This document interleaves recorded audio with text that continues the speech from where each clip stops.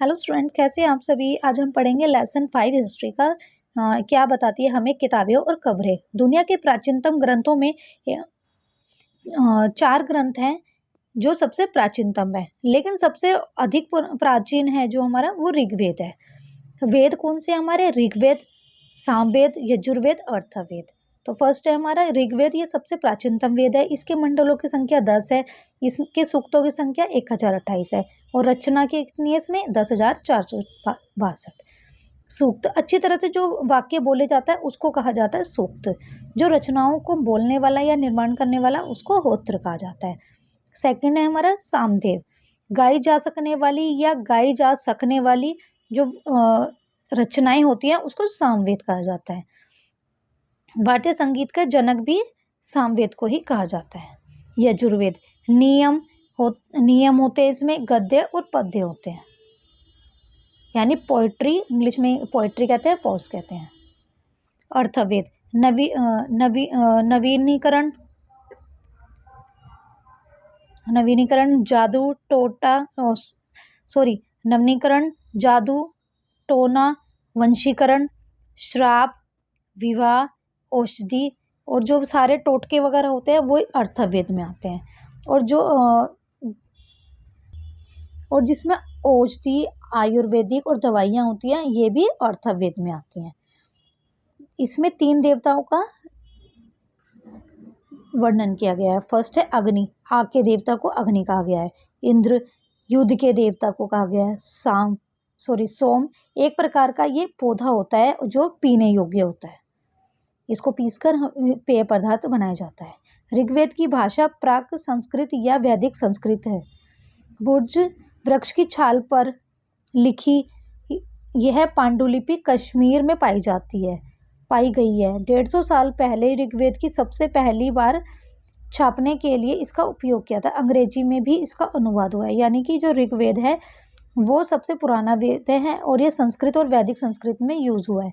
और ये किस पर लिखा जाता है? ये सबसे पहले जो हमें पांडुलिपि मिली है, पांडुलिपि वो होती है जो वृक्ष की छाल से जो पहले लिखी जाती थी, जो पहले रचनाएं होती थी, श्लोक होते थे, मंत्र होते थे, उसको वो बुर्ज की छाल पर लिखा जाता था। बुर्ज एक वृक्ष है जिसकी छाल पर लिखा जाता था और जो लिखी जाती थी ये लिपियां वगैरह, इसको पांडुलिपि कहा जाता है।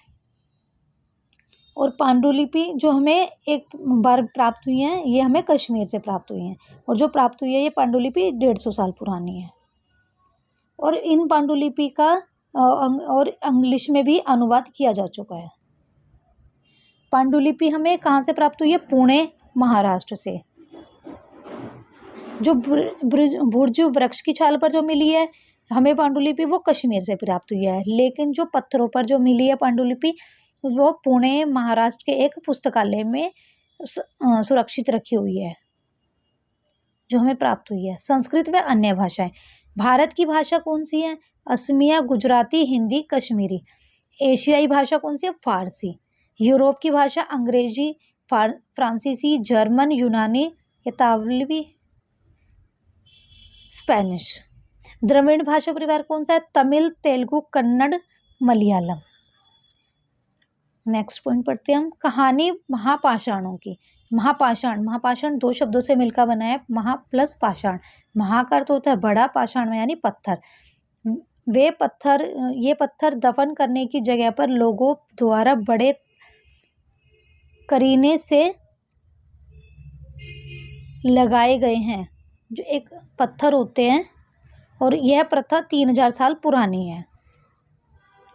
कुछ पत्थर ऐसे हमें प्राप्त हुए हैं जिसको दफन करने की जगह पर हम लगाते हैं, उस समय लगाए जाते थे, हमें प्राप्त जो हुए हैं, तो इसको ही महापाषाण कहा जाता है।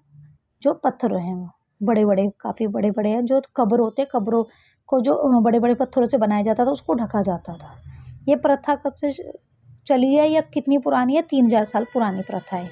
और ये हमें कहाँ से प्राप्त हुई है? दक्कन, दक्षिण भारत, उत्तरी पूर्वी भारत व कश्मीर से प्रचलित थी। मृतकों को खास किस्म के मिट्टी के बर्तन के साथ दफनाया जाता था, जिन्हें लाल काली मिट्टी के बर्तनों, ब्लैक एंड रेड वेयर के नाम से जाना जाता था।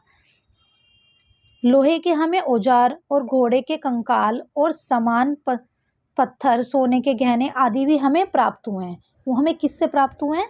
ये मृत, जहाँ पर हमें मृत वो मिले हैं, महापाषाण के, जहाँ पर मृत लोगों को दफनाया जाता था वहाँ पर ये चीज़ें भी दफनाई जाती थी, जिससे हमें पता चला है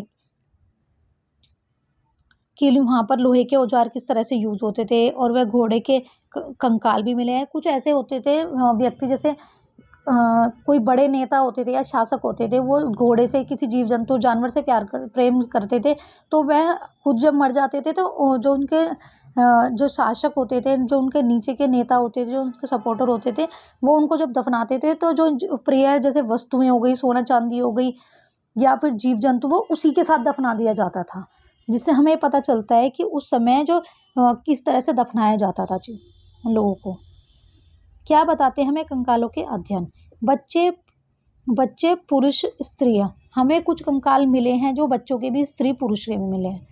बच्चों के कंकाल लड़का है या लड़की है, इसका पता लगाने के लिए बहुत मुश्किल होता था, क्योंकि हाइट के हिसाब से लड़कियों की दोनों की सेम हाइट भी हो सकती है, ज़्यादा भी हो सकती है, लड़कियां भी लंबी हो सकती है, तो हमें कंफर्म नहीं हो पाता था कि कौन लड़के का कंकाल है, कौन लड़की का कंकाल है।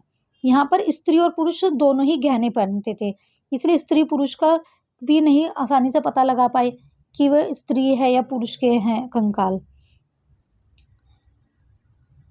और इन्होंने एक तरीका अपनाया था जिससे ये पता चल सके हमें कि बच्चों को तो पता नहीं लग पाया था, लेकिन जो पुरुष और महिलाएं, उनसे ये उनके कंकालों का ढूंढने का एक तरीका ढूंढा।